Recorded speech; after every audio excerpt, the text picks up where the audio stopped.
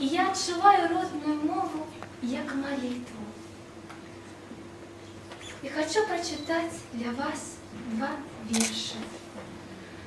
Хай гучить на родной мові казка. Почитай, матуля, коли ласка. Обдими душой у кожнім слові. Хай гучить любов на родной мові. Птушанятка сонная милує, голубица тихая, матуля, надо мной до самого до ранку. Поспевай молитву, колыханку, благословенный небом голос весни.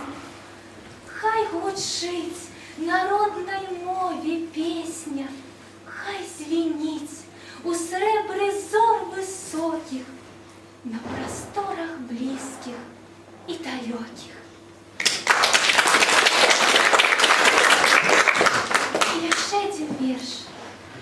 Моя молитва с вами, далекие и милые, покуль слеза живая, покуль весна імкливая.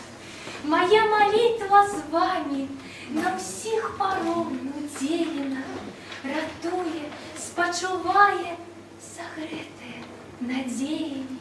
Коли горить прожитая и сердце болем стомлено, моя молитва тихая, як тихий птах над комином.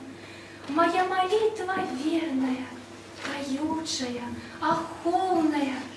Моя молитва спевная, белорусскомовная. Дякую.